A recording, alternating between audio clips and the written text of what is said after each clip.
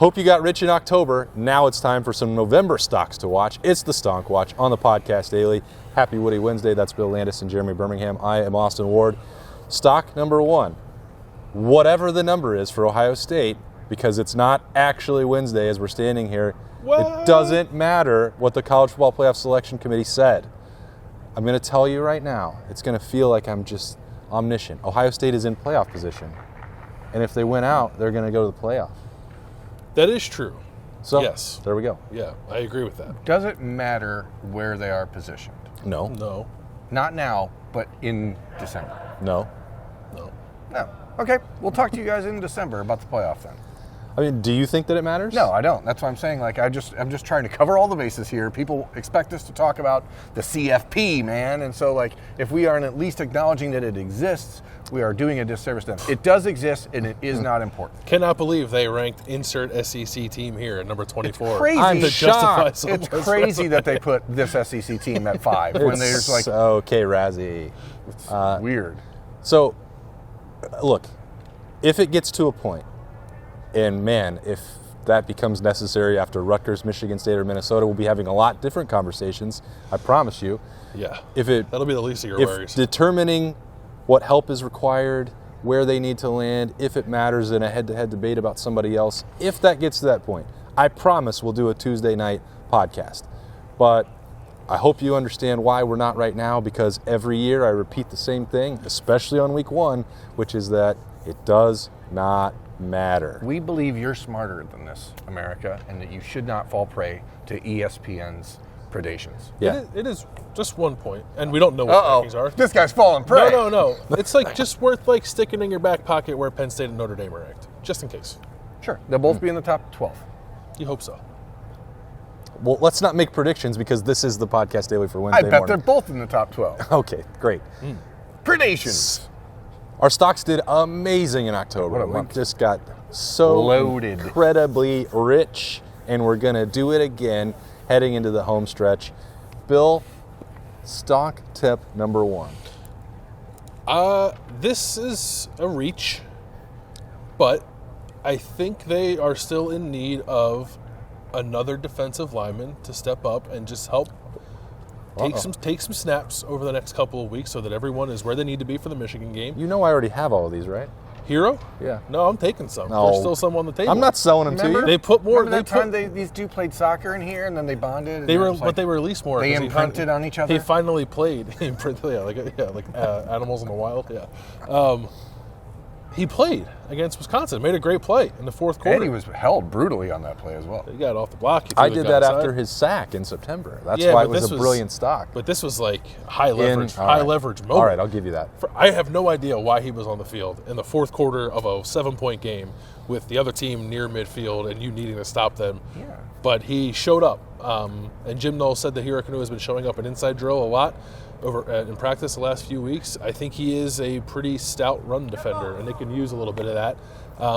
And somebody to take some minutes away from Tyleik Williams and Mike Hall and Ty Hamilton to help keep those guys fresh. So I would like some Hero Kanu stock, please. It's like I said on Tuesday, Snap Judgment. Sometimes you have to do things to help prepare yourself for the future. And so maybe it's not an ideal situation where we wouldn't normally see Hero, but how else do you know if he's not out there? You got to at least give him a shot. It worked. And it paid off handsomely for this rich devil. He just got it. I'm the one that already reaped the benefits because I bought it after the sack. Oh, so he bought low, sold high. Yeah. Yeah, he did. That's stock talk. That's how it works.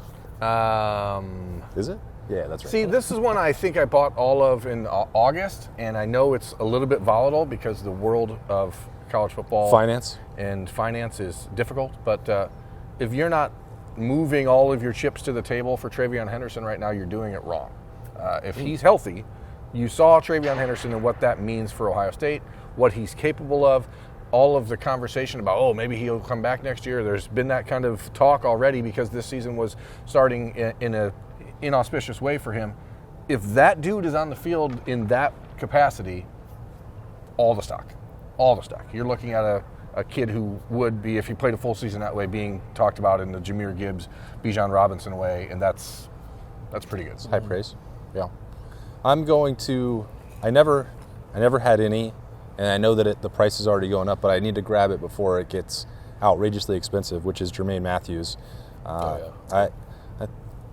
He didn't come up a lot in the conversation. Like, I think if we were talking about a younger guy in the secondary during training camp, it was focused more about Malik Hartford at safety. That hasn't quite panned out. It looked like it might in the first couple weeks of the season.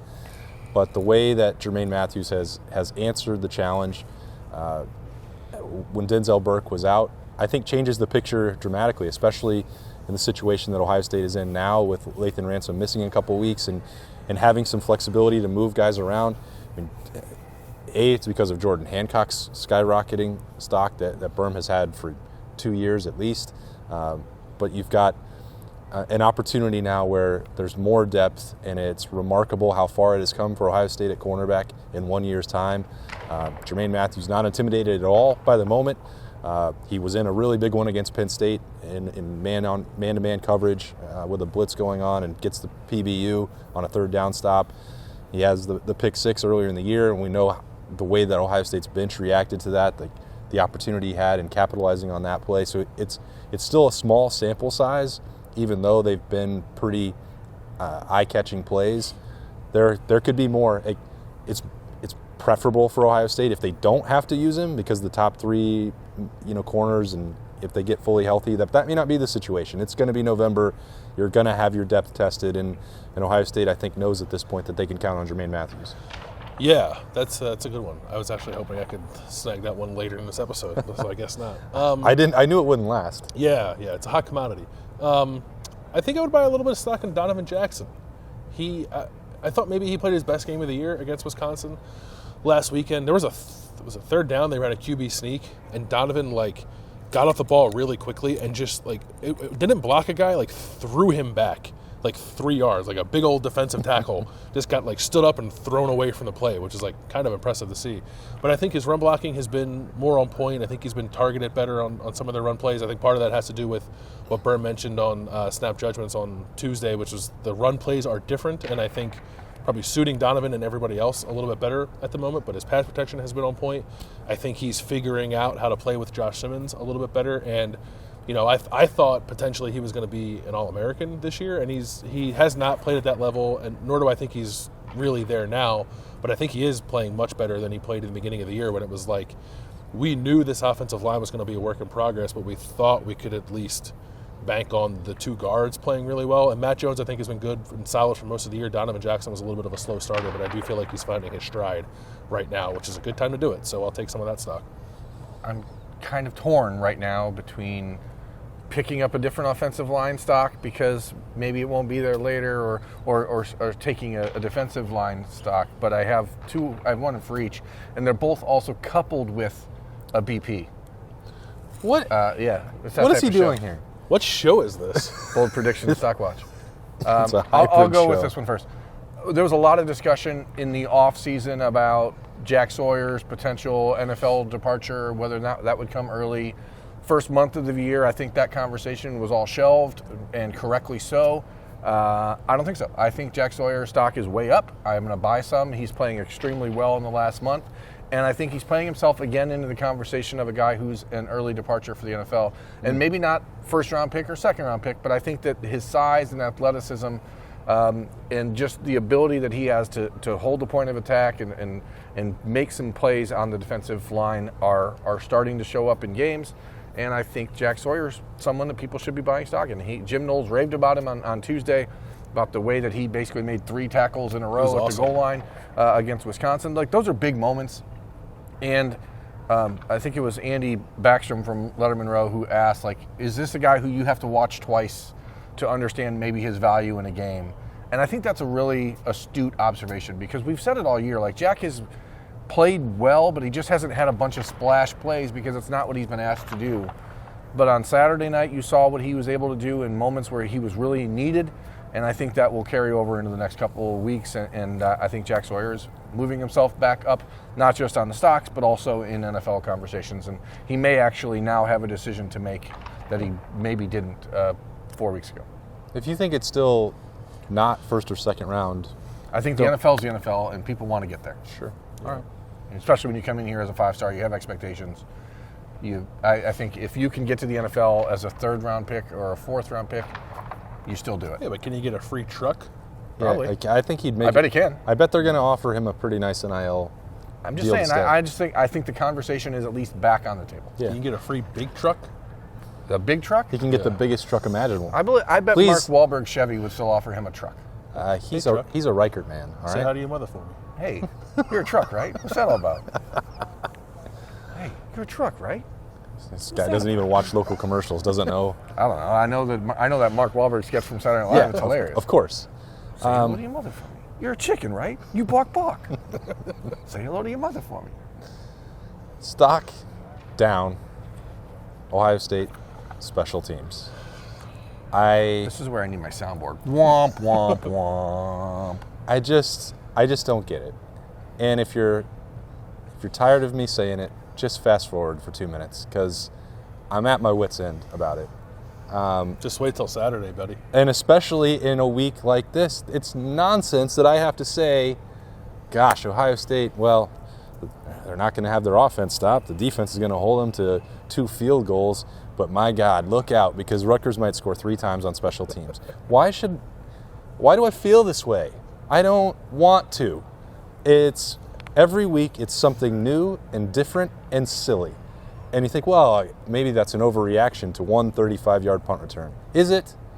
Like, I hear every week from former players about how nonsensical it is that a team with this much talent and with a full-time special teams coordinator can give away possessions in huge chunks of yardage.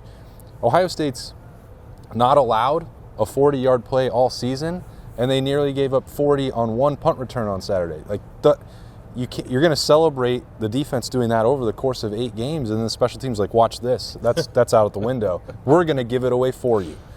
It can't happen. You have to be secure catching punts and not looking like it's an adventure. You have to make extra points. You have to make your field goals. You have to cover kickoffs. If you're going to fake a punt, you have to execute the snap, and you have to have 11 people on the field. These issues go back to the end of last year. And so, yes, I'm on alert for it because Rutgers is going to have a bunch of crazy gadgets with Greg Schiano. But what swung the game last year was a botched fake that Ohio State couldn't execute, and they were stopped, and then the momentum was completely gone for that game.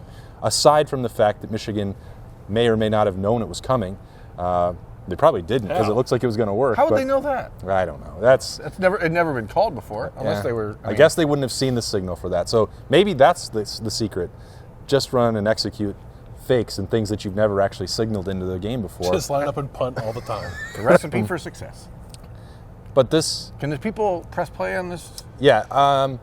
And in summation, don't buy stock in the Ohio State special teams right now, but I hope that I'm wrong. Yeah, it's worth worrying about and going into this game for sure. And I worry about it too. Like, and I think I said this on a show maybe a week or so ago. They're playing really good defense. They're not scoring as many points as we're accustomed to seeing. Special teams becomes more important, especially against good teams because they can flip a game. I was worried about it against Penn State because they were coming off a game where they returned 2 punts for touchdowns. Sure. And it didn't happen. Why doesn't Penn State just put that dude in the slot receivers, by the way? Daquan Hardy? Yeah, like he returned another one against Indiana for a touchdown that got called back. But no one else on their team can move the ball. Why not just put that guy in the slot? So you want to call Mike Yursich? Yeah, get him on the phone. Hey, Mike. Yeah, no, it's... Say hi to your mother. Say hi to your mother for me. Can I buy... Yes. Stock? There are no rules. So Don't try to make this bold prediction. There's no more, just pure Marvin Harrison is good. There's Marvin Harrison Heisman stock but out there. can I buy Marvin's going to win the Heisman There's stock? Marvin Harrison stock out there. You can literally buy it if you... I thought that it would slide to the 3 spot. If you want to. Yeah, you can. Yeah, I actually think, assuming that both players remain as productive as they have been, the outcome of Ohio State-Michigan is going to determine the Heisman Trophy winner. If Michigan wins, it's going to be JJ. If Ohio State wins, it's going to be Marvin. And at the moment, I think Ohio State's going to win, and I think Marvin's going to win the Heisman. So whatever stock is available on that, I can't actually buy it because I'm a Heisman voter and I'm not allowed to bet on the Heisman Trophy. But if I could, I would. How would they know? I guess that's a fair point, as long as I don't say it out loud. But no one would be stupid enough to telegraph something like that. Yeah, and then lose their Heisman Trophy vote. Don't worry, I've lost it twice. You can always try and find another one. I like having it. It's fun. I really it's not. I think before the season it was like we think he can do it if all these things kind of break this way. I think those things have kind of broken that way, and he's been insanely productive like the last 4 weeks, and I think will continue to operate that way. So I think he's got as good a chance as anybody in the country and better than most. I think it's like a 3 or 4 person race, and he's part of it. It's the dumbest conversation that any football analyst has right now, which is Ohio State would be losing games if they didn't have Marvin Harrison. Okay, Cool. They got him. Also, prove it. I mean, they've got him, and what are you supposed to do? Don't throw to him, guys. We want to make sure people know we Too can many move without targets. him. Yeah. Dumbest shit I've ever heard. Okay. Who was your offensive line one? Joshua Simmons. Okay. It's time to move a couple chips into the Josh Simmons is going to be a second-round pick next year conversation. Oh, boy. That is like Yeah, I'm going bold. 14 steps farther down I'm the going road. bold. than he I was to really, be. really like Next what he's year, done. in the spring? No, after he returns from okay. That's not a little, next year. That's No. a little we were better. going full crazy No, town no, banana no. pants over here He on that will one. return next year and then go to the – and I think you're seeing the glimpses of why Ohio State thought he could do this. And I really like his athleticism. Now, he doesn't have prototypical NFL right tackle size or He's even not an left NFL tackle he's not size. an He's NFL tackle. probably a guard. Yeah. But I think you're seeing a guy that athletically is starting to get it, and the light is coming on. And Ohio State has a lot of faith that he's a kid who will develop into a second or third round NFL talent. And I can see it. He has not been the liability on the offensive line in the last month. And he certainly was in the first month. And the last month is not. Now, still jumping off sides, still doing that. It's the penalties. yeah. But I think all the other things are happening there for Josh Simmons in a way that is showing the growth. And I think that's only going to continue. So, buy Josh Simmons stock. His pass protection has been pretty good. His run blocking has been better. His run blocking has been better lately. I'm going to buy stock based on a couple of things that you guys just mentioned in the Ohio State passing attack. For everybody who is, but not everybody, for anybody who's bailing on it or given up or said that this offense still won't be able to do that it's limited, only Marvin is doing this for Ohio State, I'd say just watch and wait till Emeka Egbuka returns, which I expect will be on Saturday. I did think that was going to be last week at Wisconsin. It wasn't. You add him back into this, you get a little bit of rest and recovery for Cade Stover, maybe for Julian Fleming, but if not, you have Xavier Johnson coming on and Carnell Tate doing more things and getting more involved. That slant, was it RPO slant, Bill, that Kyle pulled and put on Carnell Tate? Like, those are the throws that tell you this can be pretty darn good. Even the throw that I remember, just Marvin's insane, the second touchdown, like, all the focus was on Marvin, and It was a really good ball. Somebody, there were people in the press box who were like, oh, well, that was just Marvin, and bailed out the throw. That was a great throw, and Kyle McCord got absolutely drilled from the blind side from behind. He stood in there and delivered it. From the guy he just bought stock in. Yeah, well, that's neither here nor there. Sometimes guys get hit. Yeah, That's football Sometimes you after feel like all. a nut, it sometimes you don't. doesn't have to be a Jim football. Mint flawless stock. Sometimes they dip, and then sometimes they soar. And I think that's what's going to happen to the Ohio State passing attack in the month of November. We'll see, but it sure would be fun to evaluate them with all the pieces and with a bunch of people more healthy. And they're still going to have to work through injuries. It's November. It's the Big Ten. And then there's the huge one at the end where that will be the true test, and we'll find out if the stock was worth it or not. But I'm betting that it will be. You can probably get pretty good value on it at the moment, and we know how good it can be, potentially. We've seen it. We've just not seen it consistently enough. But, yeah, if it hits, you're going to be a rich man. Well, that's the point of playing the stonk market with Ohio State Buckeye players and made-up money. This is getting rich, and we hope that you enjoyed this look at our portfolio as October wraps up. Welcome to November. Thanks for joining us on the Podcast Daily. That's Bill Landis and Jeremy Birmingham. I'm Austin Ward. We'll talk to you later.